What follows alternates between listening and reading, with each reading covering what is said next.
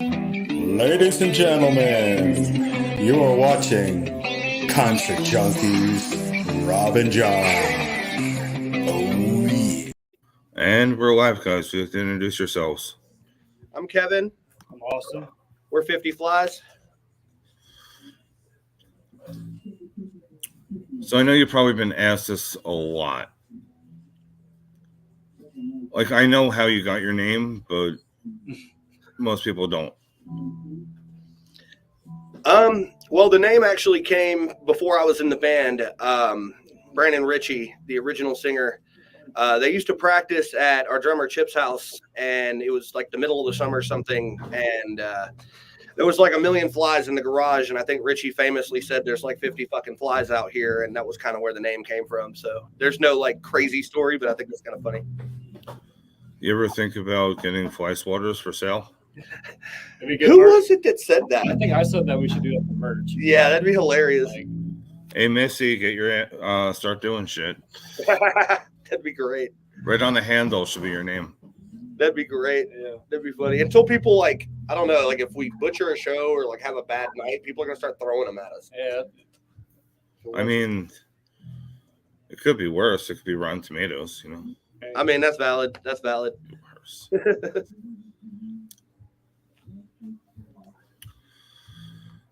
So we'll start off with a hard question here. Okay. Not musically, but as a person, what do you want to leave as your mark on the world? I'll start this one.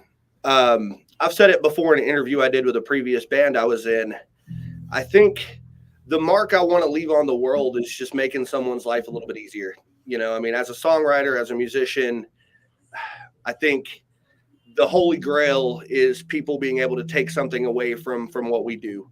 And, you know, obviously you've got the regulars and stuff that come out to all the shows, people that are crazy involved in the scene, and we love those people, but you've got the kid out in Iowa somewhere, you know, that hasn't been exposed to, you know, our music or a lot of the media and stuff that's out there. You know, we want to reach that kid. You know, we want to reach the kid that's going through something that might be having a hard time and, you know, change his life. And if nobody remembers me, if nobody remembers our band, if nobody remembers any of that, if they can just remember 2 lines worth of lyrics and it do something for them, then me personally, I think I've done my job. What's your take, Austin? Here's what I found. Oh, that's cool. It's my phone being stupid. I mean, I would say the mark I want to leave on the world is just having some people listen to what I've done, what I've created, and just embrace it and just feel off what I feel like I put into the songs and whatnot. Yeah. Also, like very important right now. But I think we just want everybody to take something away from what we do. You know, we put our heart and soul in what we do, and we want to make a difference in somebody's life.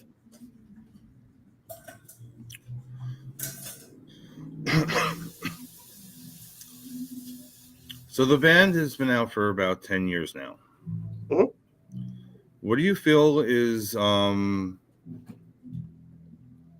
the industry that's changed in that 10 years that you love and 10 things that you hate out of the 10 years?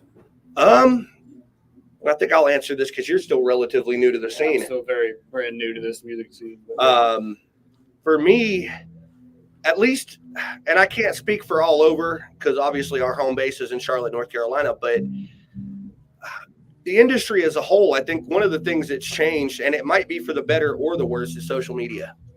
You know, social media was around when I first started doing this, but it wasn't anywhere near as prevalent as it is now.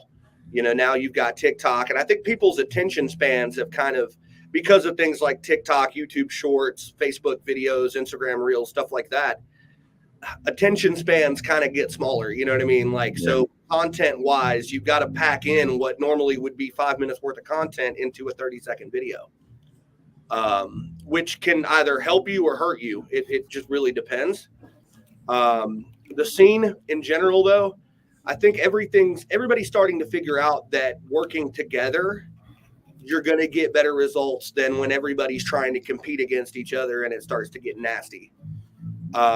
You know, when I first started doing this, it was a free for all as to, okay, which band could get this show, which band could get this show, versus all of these bands kind of coming together saying, why don't we all, fight for the same thing? And then if one of us eats, all of us can eat, and I think that's awesome for the scene in general. And that's where Missy, our manager, comes into creative music management. She's done a really good job of pushing that as well.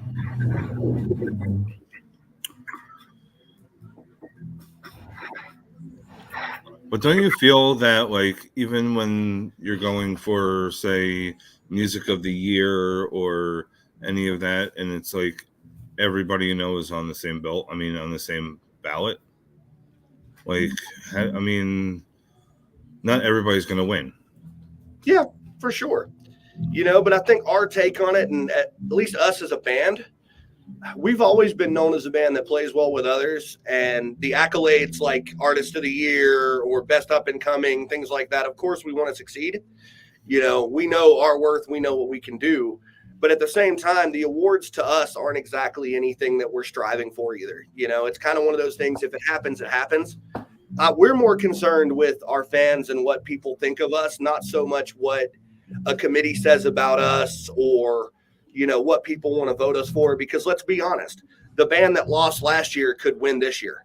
Yeah. You know what I mean? So at a certain point, it kind of becomes irrelevant. We just want to make good music and, like I said, potentially help people and change people's lives. Now I'm going to ask you a fun question. I'm going to give you a 2-day festival scenario here. Okay. First day is female fronted. Second day is, I'm going to say, your region. Okay. You can pick 5 on each day. Okay. Female fronted. Let's see here. Like live, like national bands or He said the second day is our region, so the first day I'm assuming would be national. It could be national. It could be Dead or Alive. all female fronted. Yeah. Oh, I know that term is kind of. I'd say Courtney LaPlante from Spirit Box for sure. I think Diamante is amazing. Lizzie Hale. I've got to throw one of our CMM family members in there, so I'm going to put it out there anyway. Dove Cage, I think, would be awesome. I mean, they're festival ready. They're a great band. And I'll give you. I know Maria Brink. Maria Brink would be a good one. And then the second day, regional bands like from our area. Yeah. Definitely our homies in Scars Remain. Love those guys. Played Blue Ridge, so yeah, love those guys. Who else? Antigone. They're also on the CMM with us. They're an amazing band. They have impressed the hell out of me. Let's think of like some larger nationals or some larger like regionals from here. I'm brain farting now. You say Raw? No, Raw's not like regional though. They're not from here. Oh, really? I think they're based out of like LA. I'm gonna go with Shallow Side because I love those guys, and technically, I guess they are from this region. I think Eric lives in South Carolina now, so we'll count that. Who else? Nova Omega is doing big things. That'd be cool to see. Midas is good. Witness Mark. Midas is good. All the CMM bands. Yeah. I'll throw out one that's not a CMM band that actually has impressed me. And we've been talking about potentially trying to do a show together. There's a band called Leaving for Arizona, and I'll give them a free shout out on this because they're really good. I never heard of them yet. Yeah, they're really good. They're a little bit softer than like what we do, but they've got a really cool presence about them. They're really good on social media. They're a solid band.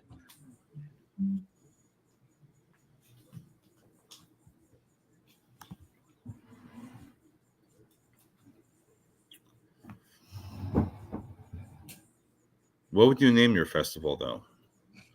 Oh, we got to call it Fly Fest. Oh, yeah, for sure. We got to call it Fly Fest. I didn't even think about that, but that'd be cool. We got to call it Fly Fest.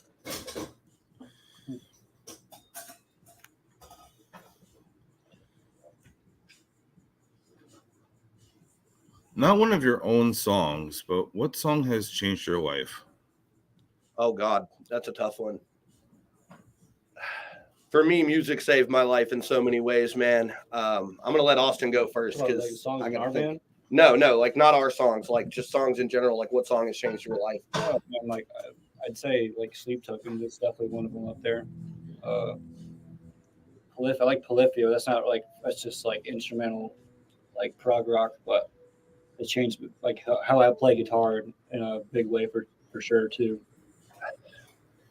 I think this might surprise most people with my answer, but I can't narrow it down to one song just because Very the hard to do. entire band has changed my life. I don't think I'd be doing this if they weren't an influence, but I'm going to go with pretty much anything that Don Henley wrote for the Eagles.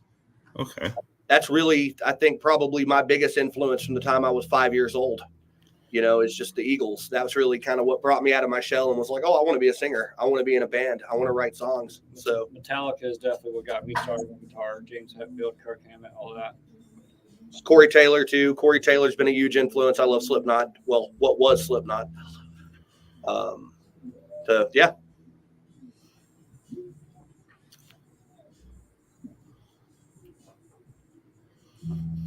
All right, another fun question here. What band member do you not want to be for 24 hours? What band member do I not want to be for 24 hours? Not one of Lars Ulrich. I don't know if You talking about in our band or from Yeah, another?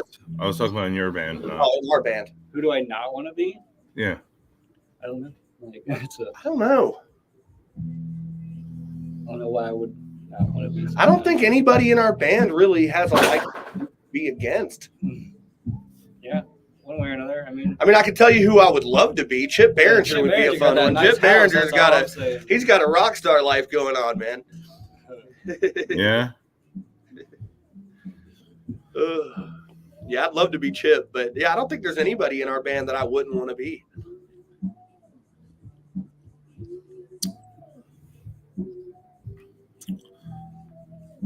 If you could give advice to somebody that's coming up now,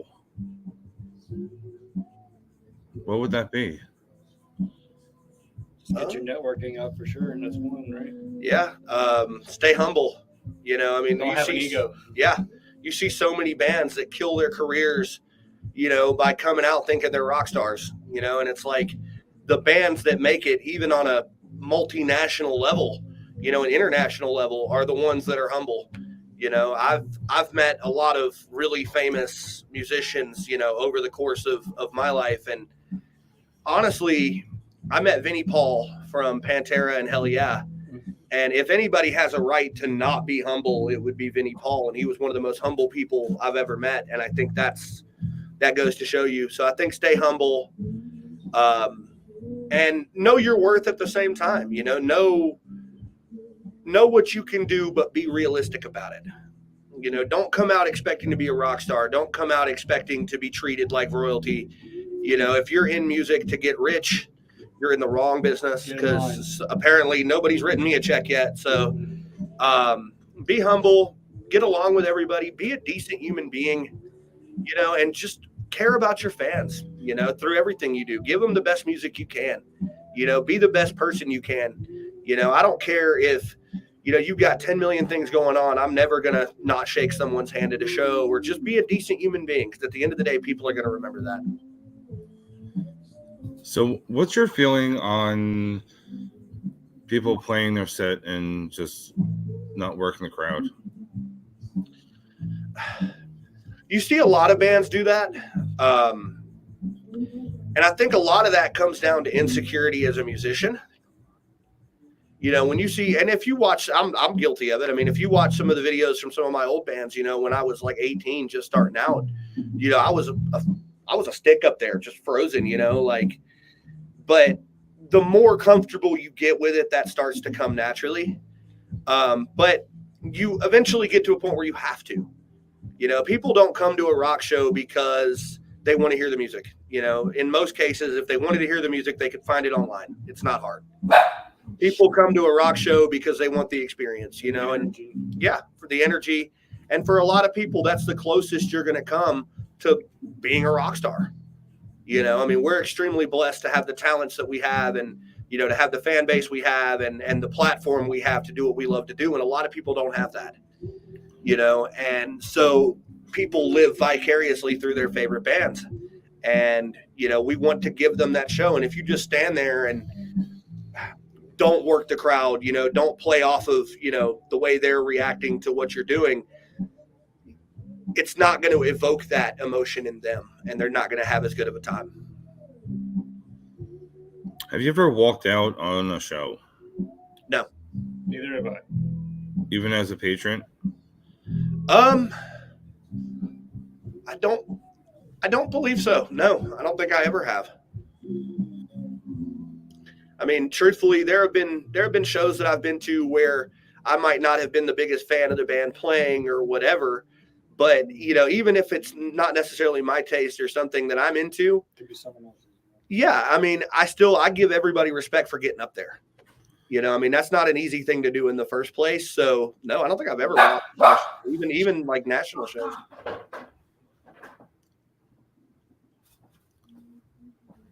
So what normally goes in your mind before you go on stage? Are you still get nervous, or is there?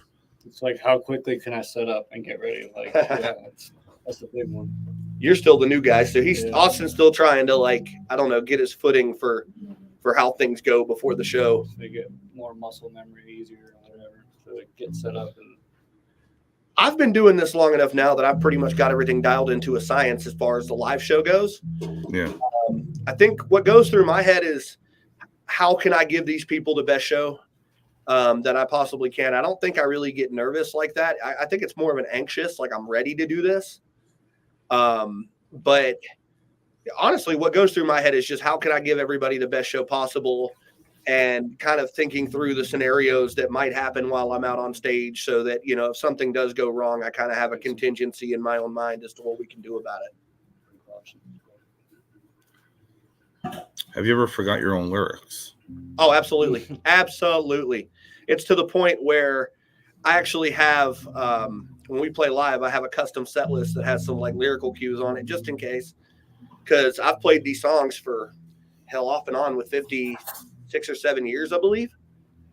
But when you get up on stage, you know, you start looking at the crowd, you start focusing on, you know, what's going on around you. Yeah, you blank out. It happens. It happens. Have you ever forgotten anything for a show, like a gig stick or an extra stand, or? sometimes I forget batteries for the wire. I'm notorious for batteries for the wireless mics. I'm notorious for batteries. We had an incident, this is years ago, that kind of taught me my lesson at I think it was Ground Zero in Spartanburg, where my wireless went dead and I forgot to put batteries in it. So I had to go corded for the rest of the show. And it was cool, but it was just awkward for like that 2 or 3 minutes while I'm switching over from wireless to corded. But yeah, batteries. Same thing with my wireless for my guitar. I had to put the wireless down because I didn't have batteries to plug straight on the cord.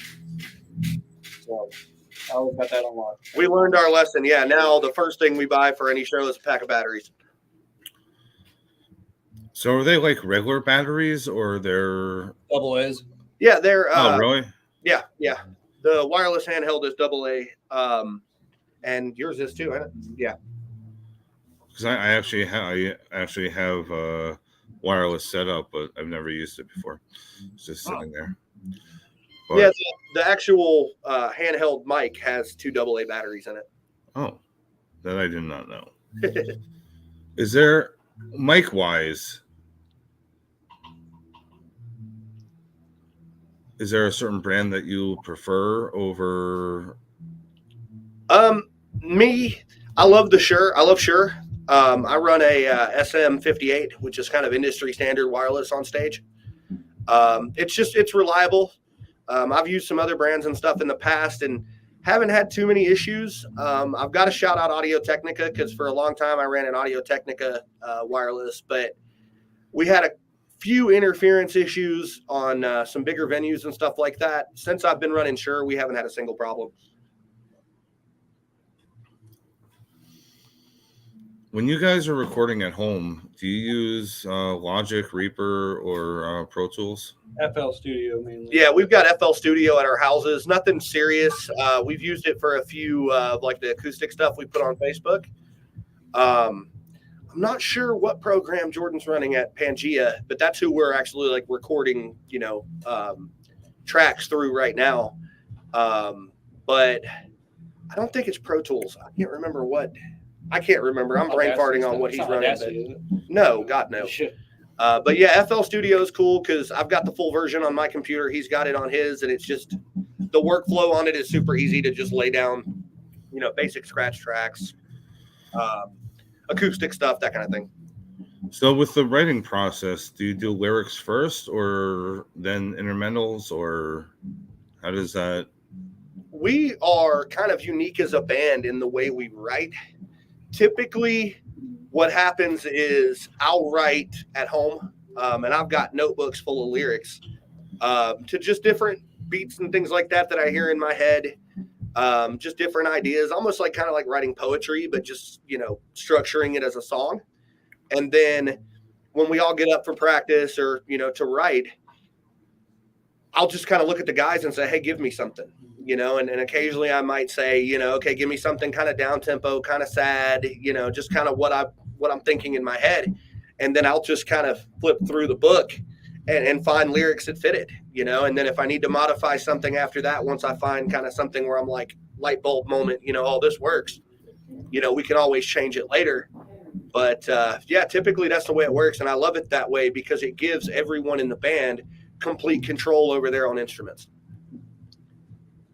So if I write, so I can basically write the lyrics, and then Andrew and Austin can write their own guitar parts, and then Chip can write his own drum parts, versus coming in and being like, okay, this is the guitar part and this is the drum part and this is what I threw together.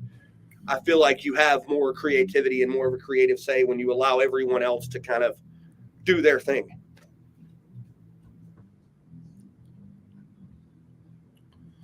Do you ever feel like you're ever going to run out of ideas for the instrumental part of it?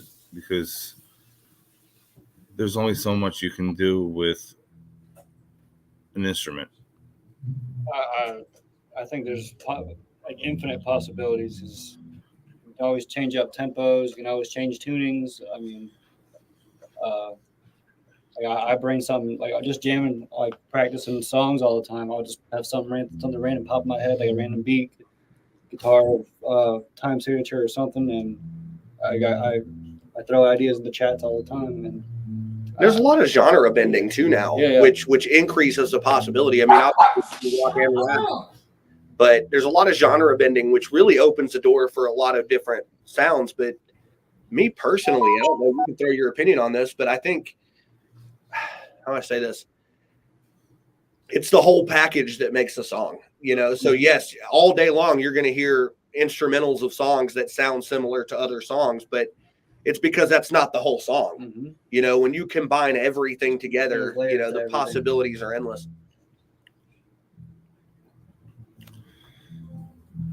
Because I know you can use a different bridge, but sometimes there are songs that sound exactly like a previous song. Yep. I'm going to use Stain for example. There's a song that they just released, and I'm listening to it, and I'm like, that's the same literally the same song, just different lyrics from a previous record. Mm-hmm. And I can't put my finger on exactly what song it was, but like Green Day all their songs are just 4 power chords for the most part. So and that happens, especially within your own catalog of music. After a while, things do start to kind of run together, but I think that's okay if it's done in the right way. As long as there's a reason Green Day is Green Day, as long as you don't go into it saying, hey, we want to use the exact same beat from this song for this song, as long as you don't go into it like that, I think ultimately it'll work itself out.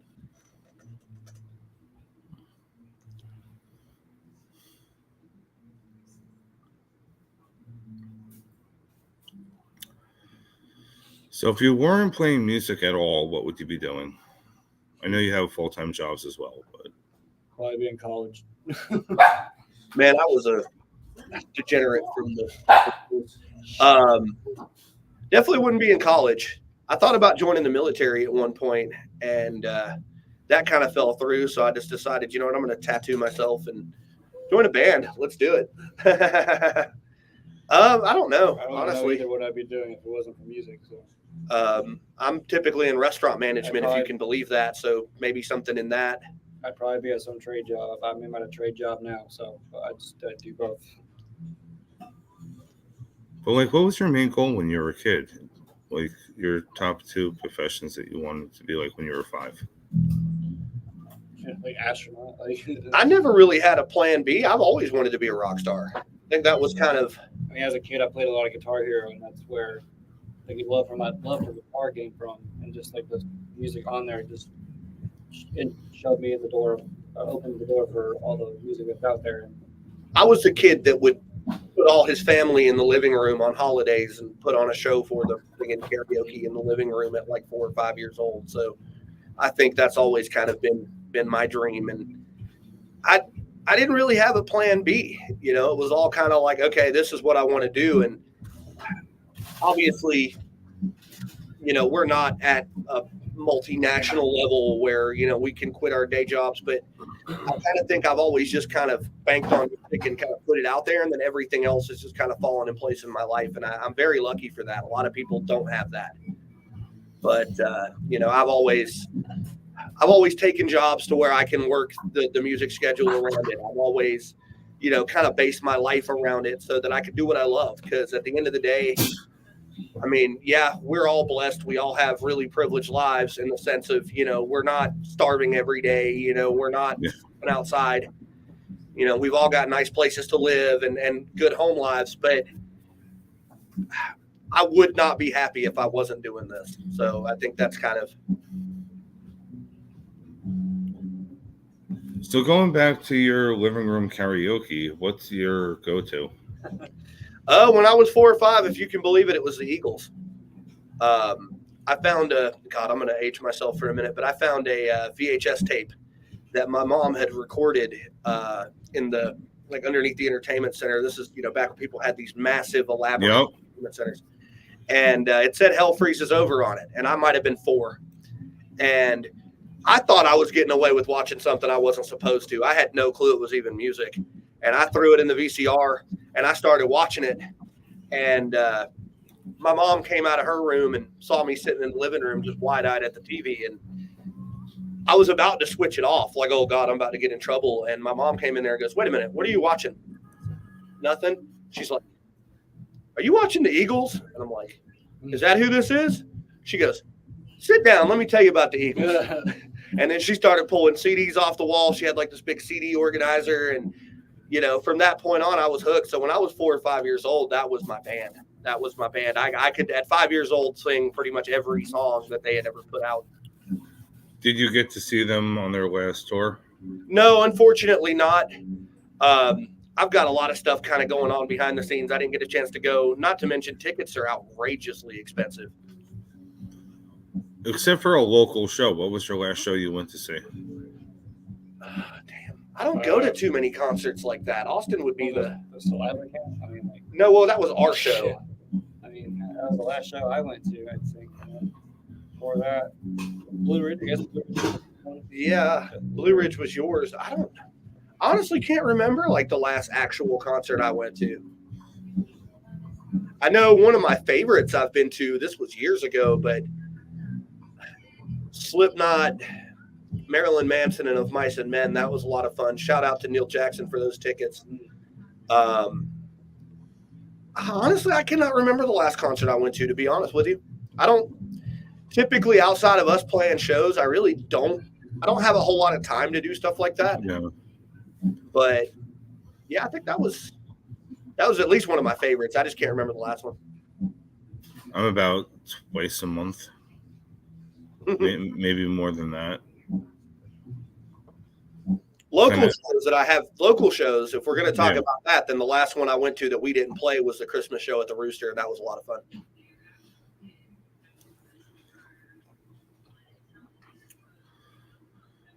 So far, what's your favorite venue to play? Ooh, Hangar was pretty fun. Hangar was fun. Sounded great. We've got to give a shout out to the Rooster. What they've done for the local scene is amazing. We love coming through there. We did I guess you could call it like a street festival type thing in Lancaster, South Carolina. That was a lot of fun. There's actually some footage on our YouTube channel from that show. That sounded amazing. I don't know if you'd call that a venue because that was kind of a one-off, but there's a lot of amazing venues, man. A lot of them. Amos's was always a lot of fun. We haven't played there in a long time, but Amos has always sounded really good for us.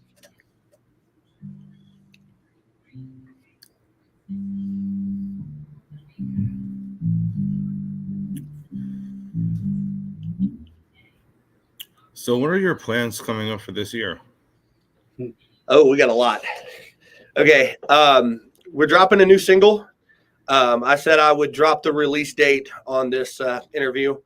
The official release date, we're dropping a new single. It's called Devil. The release date's going to be February 3rd. So it's coming up in about a month. I know a lot of people are waiting on it. We're also talking about doing a lyric video for it, potentially shooting a music video. We've got some more songs in the works to follow that. We've got a bunch of shows coming up. We're playing Concord, a hometown show, next weekend at Amici's. After that, we've got one coming up in High Point. We've got one coming up in Asheville. We've got a show that we're doing in Greensboro with Raw. And then we're also looking at branching out of state. Kind of trying to start with the East Coast, Tennessee, Virginia, Georgia, potentially Florida. Obviously, we already play South Carolina. And just trying to really get it out there. So 2024 is really going to be the year of us putting ourselves out there, truly for the first time in the history of this band. I mean, we've always been a live band, but we've always wanted to take it further. Situations just, wouldn't allow us to at that point. And now things have finally aligned. We have the right lineup, the right dynamic, the music is right, the right opportunities, and, we're going for it, man. We want 50 Flies to be a full-on regional act.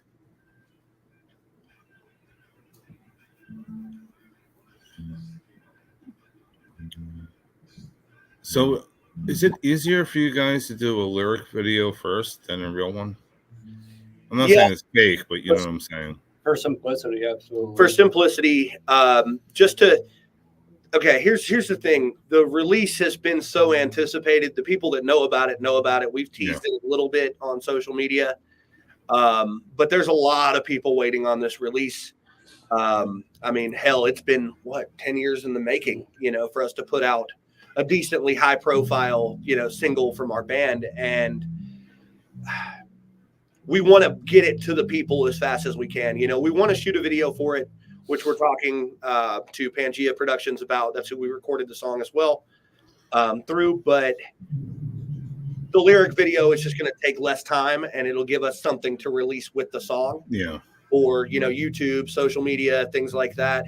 As well as we're probably going to work on some different TikToks and things like that we can kind of feed into the new single as well.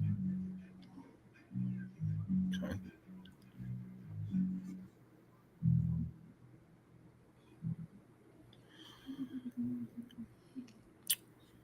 Do you have any messages you'd like to say to your fans at this moment, or any shout outs as well? You got anything?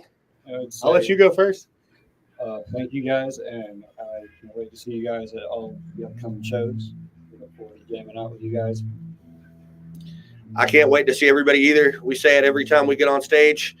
I want to shake everybody's hands, man. Without you guys, we wouldn't be able to do this. And we are some of the most blessed people in the world, to be able to go out here and do this for you guys, to make this music. And, we hope we live up to what you guys want from us. I want to shout out Missy from CMM, obviously our manager. We love her. Jordan and Sam and Kelly from Pangea Productions, who's recording all of our upcoming music, potentially doing our video.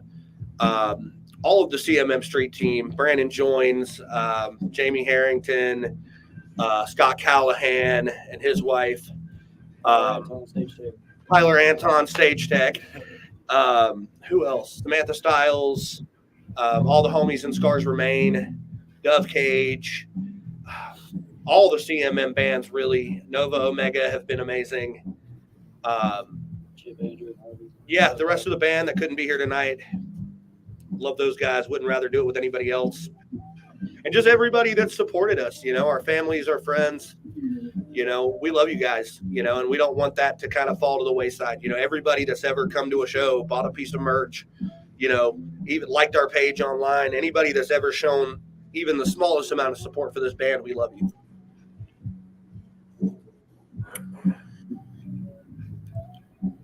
So at this time, would you like to drop all your socials? Yeah. Let me pull it up. I just want to make sure I get it all right. It is. I know that's terrible.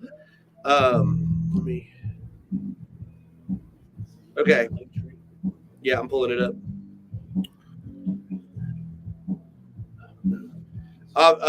Obviously 50flies.com is going to be the best place to go for like everything 50 Flies. All of our socials are linked on there, but Facebook wise, I believe, yeah, it's not showing. I think it's just 50 Flies on most of it. TikTok is 50 Flies official. I think Twitter is 50 Flies music. But everything's linked on 50flies.com. So, all the latest news, bios, pictures, videos, socials, everything's on there. Our merch store. And there's a newsletter, I believe I saw. Mm-hmm. Yep, we've got an email newsletter. You can sign up for that. And then when we do merch drops, new releases, things like that, we'll send out an email blast for that as well. I'm pretty much the one that handles the website. So anything you get from our website is pretty much coming directly from me. But yeah, it's just the easiest way to stay in the loop with us. Yeah, we got YouTube as well, which that's also linked on the website. And you're going to see a lot of things coming on YouTube from us here in the next couple of months. So I'm looking forward to it. Thank you. So before we wrap this up, I just want a quick reminder. This is on Concert Junkies Rob and John Facebook, YouTube, and I believe it's just Concert Rob on Twitch. They wouldn't let me finish what I was saying. So I love when that happens. Absolutely. So I want to wish everybody a happy new year, and I will see everybody next Thursday. And we want to thank you too, Rob. Thank you for having us on, man. We appreciate it. No problem. Have a great night, everybody. You the same, man.